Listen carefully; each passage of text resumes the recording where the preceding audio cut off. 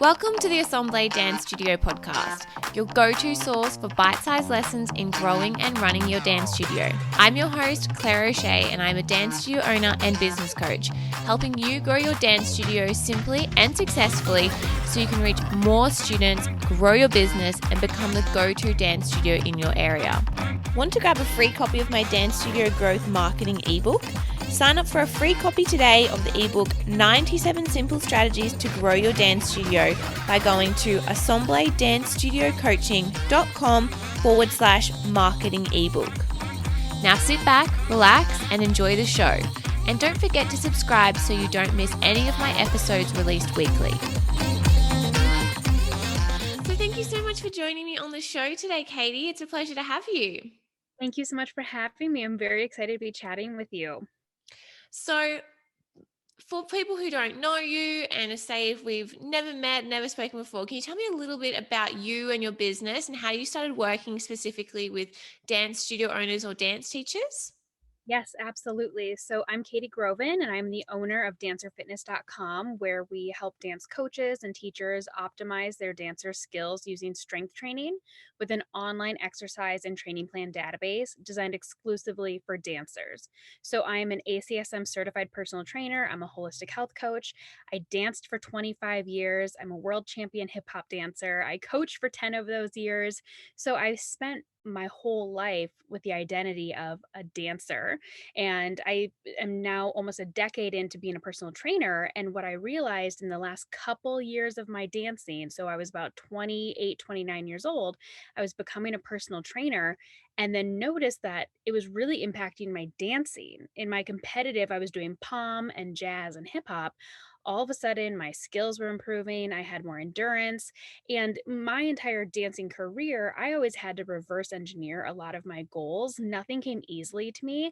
But now all of a sudden, I felt like I was really hitting a stride as a dancer. And my coaches noticed and my teammates noticed. And everyone was like, "What are you doing?" And I said, well, I'm like in the gym. I'm training outside of our practices.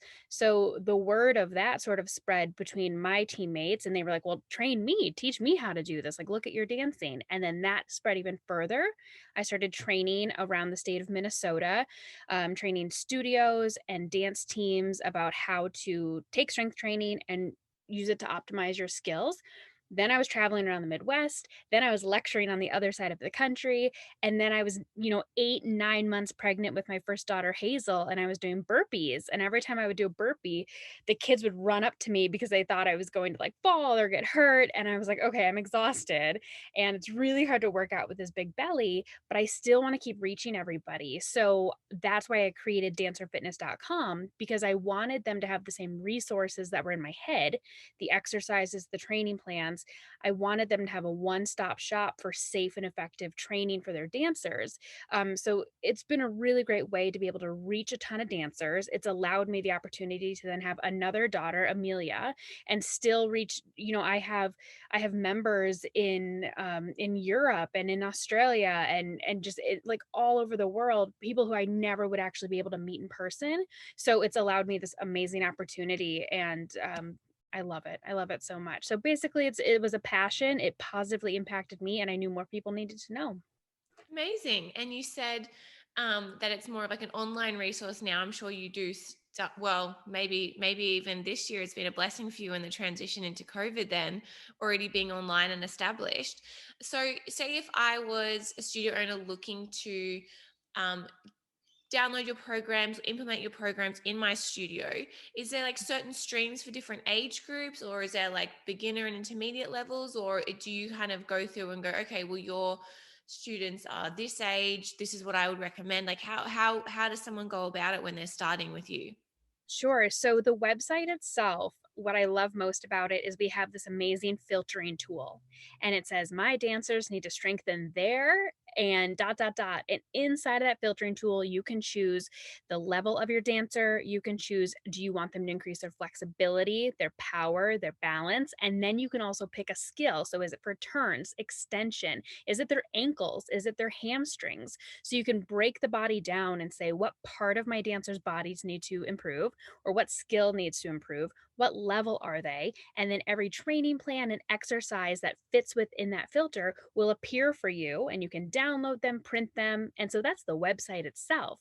But also, the great thing about Dancer Fitness as a brand is I do custom training plans, I do virtual boot camp. So I'm around, I'm available to work with people in that way as well. But the website itself, there's tons of pre-made content, but if you need access to me, I'm there in the private Facebook group. So you can message me. I get messages from my members every day that say, hey, I have a dancer who, actually, I was just responding to one before we were chatting. Hey, we're working on handstands and they're feeling a lot of pain in their wrist. What should I do? Do you have any recommendations? And then I send them over some exercise recommendations. So there's a lot of avenues through Dancer Fitness that studio owners could access.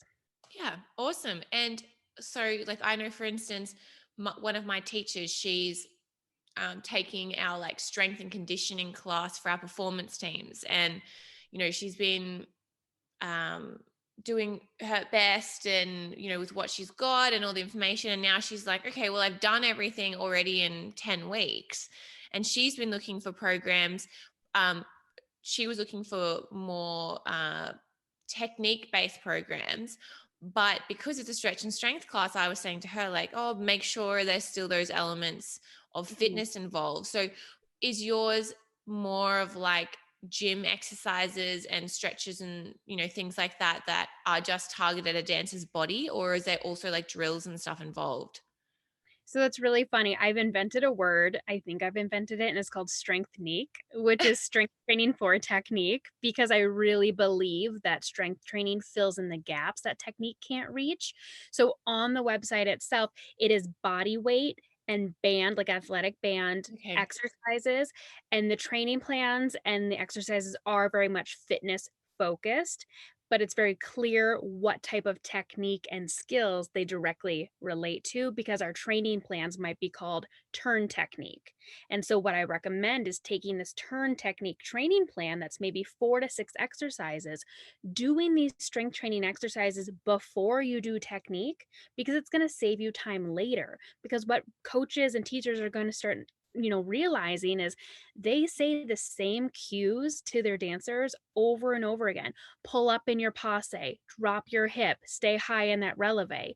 We say it to our dancers over and over again, but if our dancers don't understand which muscles are responsible for staying in releve and pulling up, like what is pulling up? I'm doing air quotes, everyone. What does pulling up mean to dancers? Maybe it's their arms, they lift their shoulders to their ears. Maybe they just like unhook their knee, their toe from their knee in their passe, and now everything gets wonky.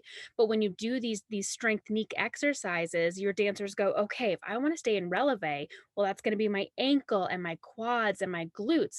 I understand how to utilize these muscles. So when my coach says, hey, Susie, pull up, I get it. I know what I'm supposed to do. It's a blueprint for their body.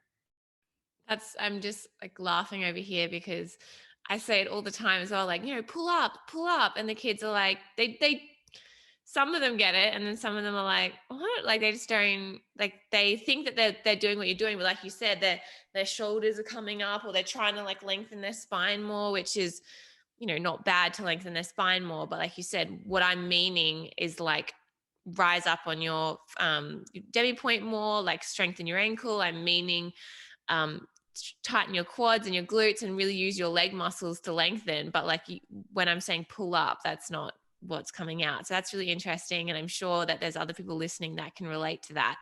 So with all that in mind, like you're running an online business, you're a mom, you are, I'm sure, lots of day-to-day other stuff. And so tell me a little bit about yourself and what your regular day looks like at the moment.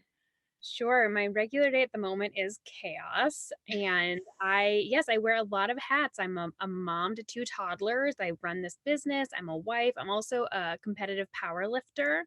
And so, yes, I love lifting heavy, heavy weights. And this came from growing up as a dancer and actually growing up with a lot of body issues and, having a hard time accepting my body and the way it looked. And really, when I started lifting heavy weights and seeing what my body was capable of, it was super empowering. So that's a whole nother part of my day as well. But I wake up with a 1 year old and, I've got my babies and I have to get them off to daycare. And then I take care of myself, which has been a journey, taking the time to do that. I'll work out. Of course, my husband is running around there. He's very, very helpful and very supportive as well.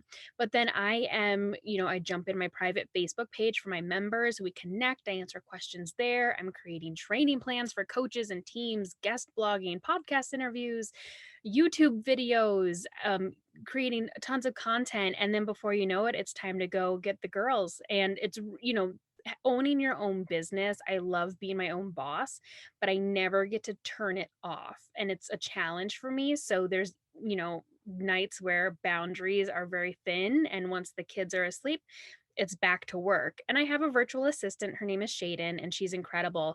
And I'm proud to say that I'm probably going to have to get somebody else on my team because of how we're growing and being able to show up as a mommy and a wife and an entrepreneur in the way that I want to. As a creator and a go-getter, nothing's ever like enough.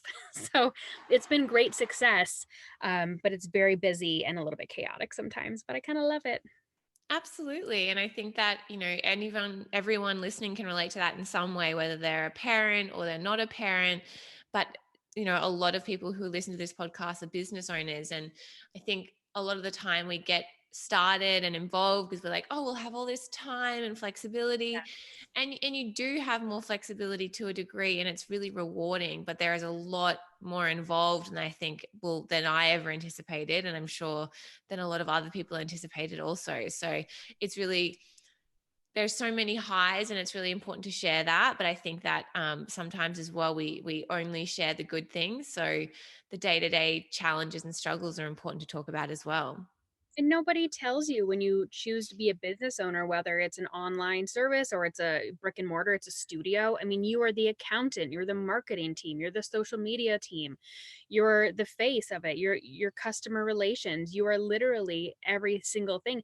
I'm still learning about, search engine optimization. I'm still learning how to really make sure my website is working well on the back end. And um, you have to learn a lot on the fly. And nobody told me that when I thought I want to work for myself because I don't want to have a boss anymore. Yeah, 100%. And there's always, you know, when I talk to my clients, I'm talking to them about, you don't have to be perfect at everything. Like, you can't be the master of all, but Yeah. you do have to be good at a lot of things, because particularly when you start, you don't have the time or the money to invest in a website expert. So you have to, do your best and kind of do, I guess, above average job to get that going until later on when you have the time and the energy or the money. Yeah. um, unless you become some type of tech wizard in the meantime. But yeah, that's really interesting, and I'm sure that everyone listening can relate to that. So with that in mind, like you said, you're running an online business and you had started your business before COVID.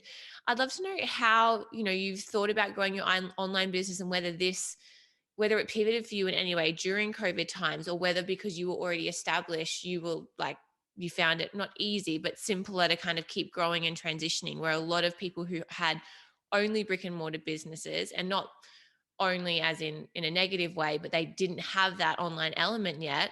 I wonder whether, did you have to pivot or change in any way as we went into COVID? So it's actually really interesting. And that's a great question. I was on maternity leave with my daughter Amelia when COVID really hit. So I already had a bunch of content and newsletters and blogs. I had everything batched out already, ready to go. But so for a moment, I thought, oh, everything's set. I'm just going to like coast and let this happen. And then I realized, no, this is an opportunity. And as horrible as COVID was, it was actually really incredible for my business because all the dancers who were in their studios or in their high school teams, they all had to go home. And so I was able to then put on my marketing hat and start saying, hey, I'm not just a resource for safe dancing. Now I'm a resource for your dancers who are at home. And for all of you studio owners and coaches who now have to just hope you're going to keep progressing as a team, here's another resource for you to make sure that your dancers are staying conditioned. So I did pivot a little bit in my marketing, in my, what's going to make me stand out, but I was really lucky that I already had an online resource that was there. That was honestly one of the best months of business, were those first few months of COVID for me. And I'm glad that those studio owners and those coaches felt that I was a safe choice for them and for their dancers, and they're still members today. So I'm doing something right, which I appreciate seeing that feedback from them, and I'm so grateful that they chose me as a good resource for them. Yeah, amazing. I know, again, like you said, COVID is and was horrible. And I know so many people lost their businesses. And it's just, there's so many terrible things about it. But I also know there's a lot of people who pivoted, and I don't want to say even made the best out of a bad situation, because some people tried to and it still didn't work. But it was just that, whether it be luck or timing or whatever it was, it was a really good time for their business. And even though for some people it wasn't, and that's so awful and terrible, like, I am thankful that some people were able to really flourish during this time. So it's really interesting to hear as well that transition into online business, particularly for people who were already in that position, and as well as for people who had to really make that change quickly. So that's really good to hear. And you mentioned about, working with dance studio owners and dance teachers as they were sort of transitioning into their online classrooms. But, for you, potentially with your broad reach, you are now still working with people who are online, and you're back with people who are in the classroom. So what is one thing that you notice that dance studio owners or dance teachers are struggling with their customers currently? Is there a particular theme, or is it different depending on the business and the location? What I'm noticing most consistently is there is a challenge with the new block scheduling that competitions are falling into this year. The issue with that is, well, one, dancing with a mask. I understand and I appreciate why we're wearing masks. I just want to say that first. I understand it and I appreciate it. It's very challenging for the dancers to dance with a mask. And I'm not saying they shouldn't dance with a mask. I'm saying that we need to get a little bit more education and some training to increase their endurance and help them train some muscles for better posture, so they can increase the amount of oxygen that they're taking in, so they can get more oxygen to their muscles, so that they can stay energized and stay, powerful throughout their entire routines. But that's another thing. But so what I'm hearing from studio owners is, as they're reaching out to me, they're saying, hey, first competition, we're already injured because the block scheduling, we're dancing one routine one right after the other, 9 routines in 2 hours. We have no time to breathe, no time to recover, and we're dancing in our masks, so our dancers are exhausted by routine three. So that's been the biggest struggle so far this year, has been how we're taking COVID and making it work for competitions. And if you had like one tip, obviously, other than signing up to your program, is there anything that you would recommend like people start with to get them on the way to improving, before they were to look at something more serious, like reaching out to you and putting in a regime? I know, like you said about the mask, how it's important and imperative, and totally, I'm all on board with that as well. And um, from what I have seen and heard, it doesn't decrease your oxygen like levels in your body. But I know even just like getting a little bit puff, like I'm an asthmatic, I'm pregnant as well at the moment. So even like, if I'm walking up a hill, I'm just like, whoa, like I'm, trying to breathe in more. And it feels like you're not getting it in. So is training with a mask, like what is some of the recommendations that you have? Absolutely, and, I have asthma as well. I have sport-induced asthma, so I Yeah. know the feeling, and I like, as I mentioned, training, boot camps, pregnant, that was tricky. A lot of the studios are already training with masks on just because True. of the mask mandates that we have, but what I'm recommending is that in between routines, dancers are taking the time to lay on their back and do some deep breathing with a mask off, where if that's appropriate and where that's allowed. And what I'm recommending is that they actually place their hands on their belly and feel their belly lift and fall. And then we're training the diaphragm to then be able to actually work the muscle of the diaphragm and take in more oxygen so that that's going to help them increase that endurance as they're dancing. So that would be an opportunity there to increase that and make that a little bit easier. So laying on their back, hands on their belly, really working that deep breathing for maybe just a minute. The other one is just making sure that you're helping your dancers train their core and train their upper back for nice posture. Better posture will make breathing easier. So a great exercise that you can do that's going to train your core and your upper back is a plank, and then doing a row, which is when you pull your elbow back towards the, up towards the ceiling, kind of like a little chicken wing, and then drop it back down. And that's a very easy exercise that even if you wanted just to Google plank and row, it's there. It's also at dancerfitness.com. But that one's great because it's going to save you time because it's a one exercise that works multiple muscle groups, and it's going to help your dancers with their posture. And we're so often standing with our shoulders rolling forward because we are on our phones, we're writing, we're driving, and that makes it hard for us to get in the oxygen that our body needs. So working the core and working the upper back is going to help with that as well.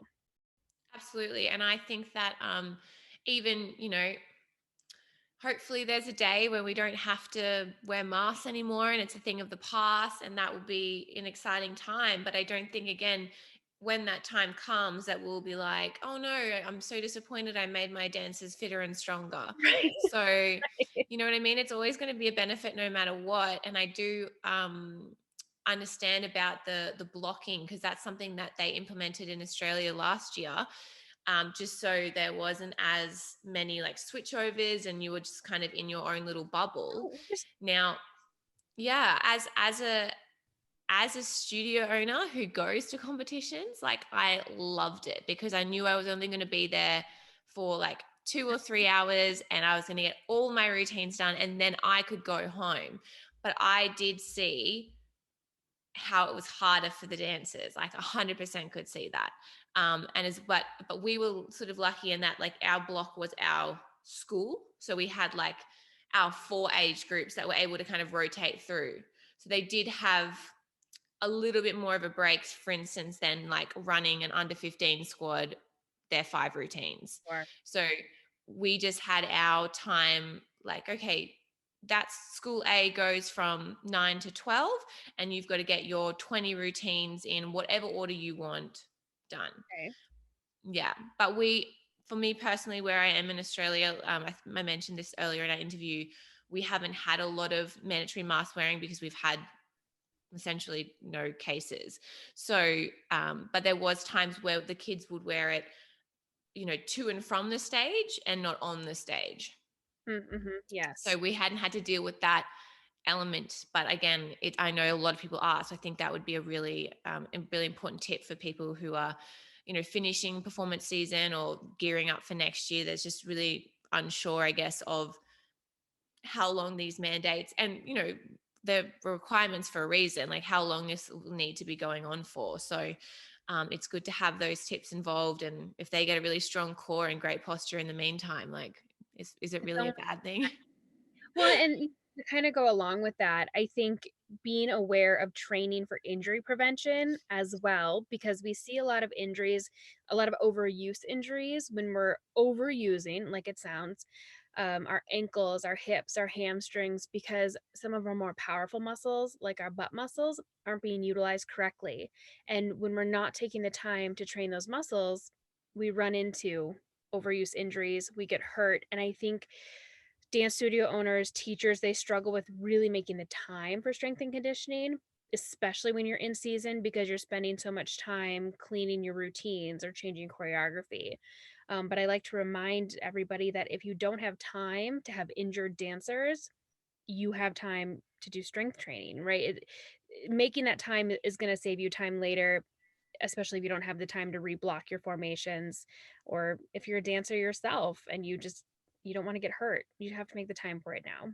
Absolutely. And would you generally recommend like a separate class to their performance team for that? Like that's how I run it, but I know it's not possible for every studio. Or do you think that it can be done within their class in like the first 10 to 15 minutes? Like what's the best way that you see it working, or the easiest way, or I guess the most where they get the most benefit out of?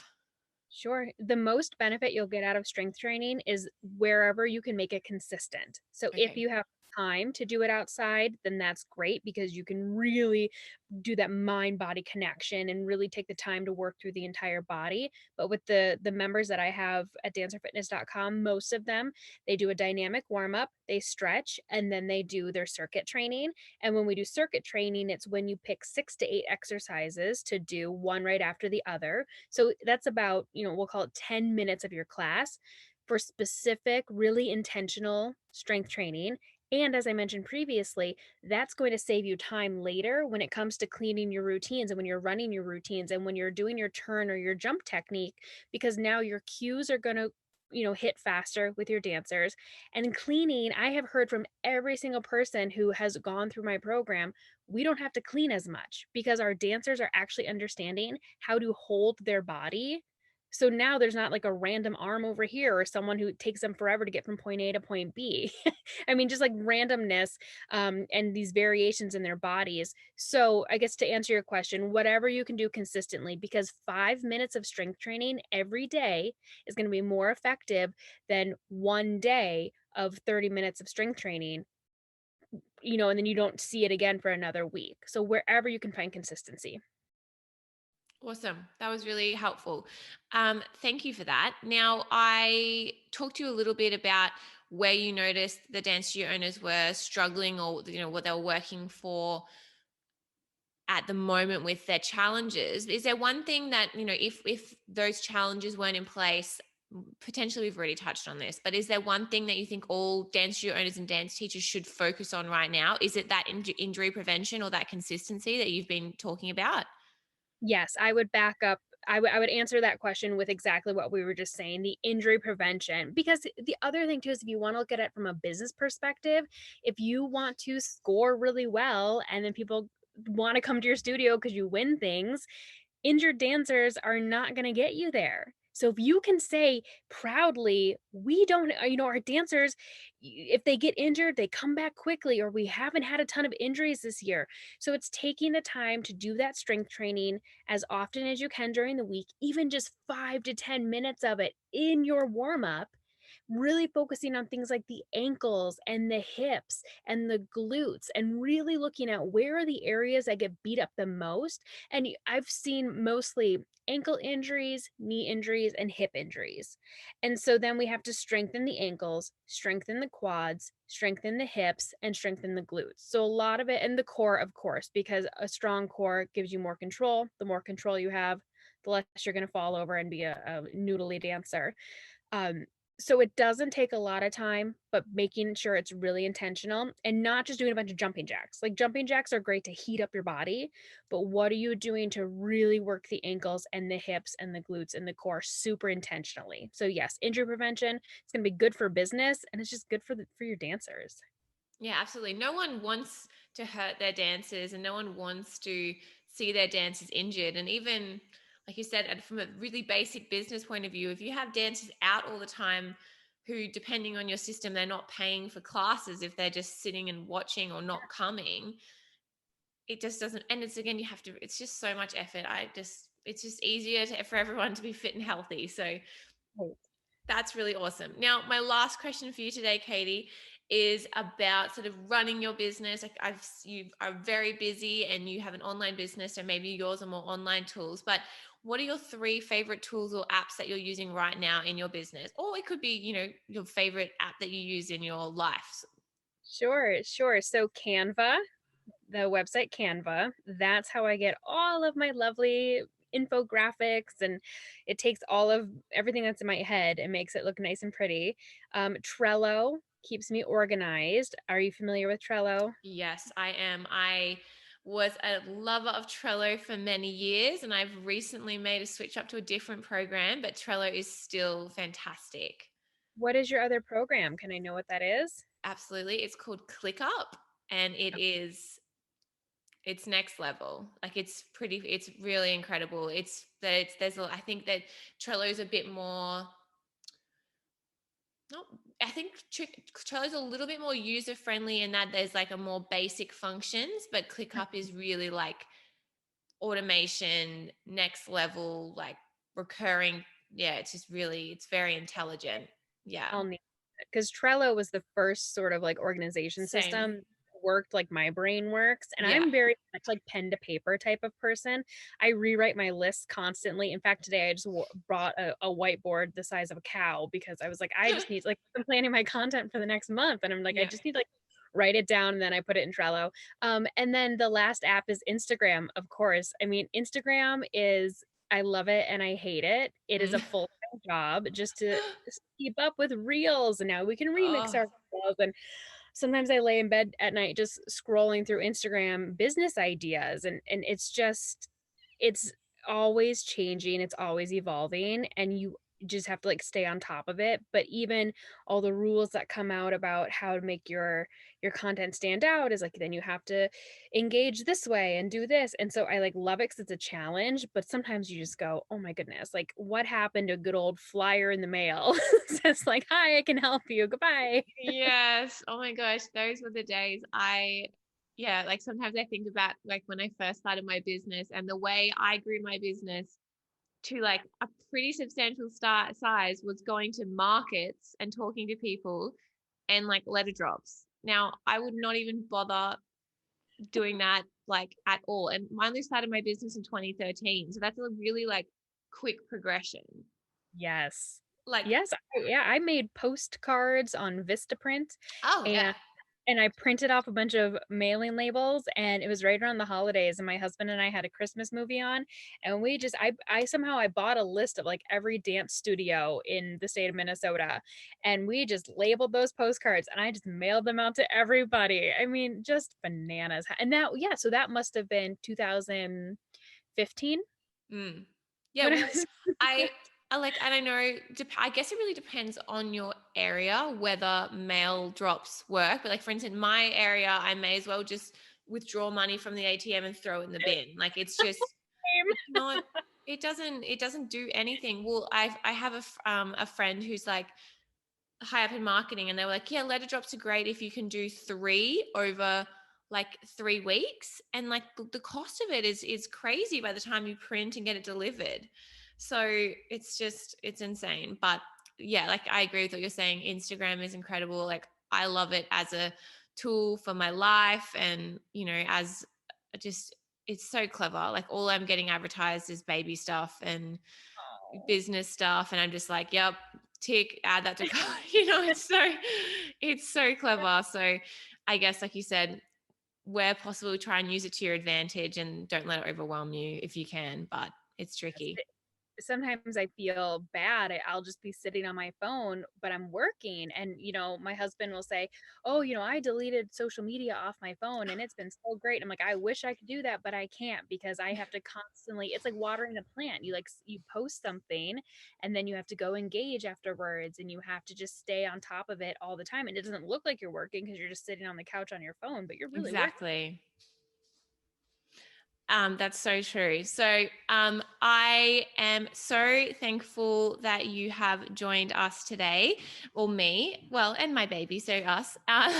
But we finished all of those questions. I think that, if no matter where a dance teacher or dance studio owner is in their journey at the moment, I'm sure they found something of that really helpful. Before we go, if you have any contact details, where should people follow you? How should people engage? What can they do to reach out with you? Yes, absolutely. Well, as I've just shared, I'm always on Instagram. So it's dancer_fitness.com_. And then check out the website. It's dancer-fitness.com. And just check out some of the exercises we have on there. You can do a $1 trial if you want to see what it's like to really be a member and have full access to all of the training plans and all levels of the exercises. So I encourage you to try it out and just, invest that $1 and just see how much more you could be doing with your dancers. And now, here in the US, it's going to be summertime. You guys are the opposite seasons of us, Yes. correct? Yeah. So, we're about to have summertime where it's dance camp, and this is a really good opportunity to take the time for strength training because you're not doing a lot of other, technique, choreography, things like that. So, Instagram and my website are the best place to find me. Amazing. Thank you so much for joining me today, Katie. It was a pleasure speaking with you, and I found so much of what you were saying so interesting and informative, and I'll be sure to share it with my teachers and my team as well. Thank you so much for having me. I can't wait to hear this when it goes live. Thank you for listening to the Assemble Dance Studio Coaching Podcast with your host, me, Claire O'Shea. If you enjoyed this episode and you'd like to help support the podcast, please share it on your stories on Instagram and tag the show, or leave a rating and review. To catch all the latest from me, you can follow me on Instagram and Facebook at Assemble Dance Studio Coaching. Tune in next week for another episode all about helping you grow your dance studio simply and successfully so you can reach more students, grow your business, and become the go-to dance studio in your area. See you then.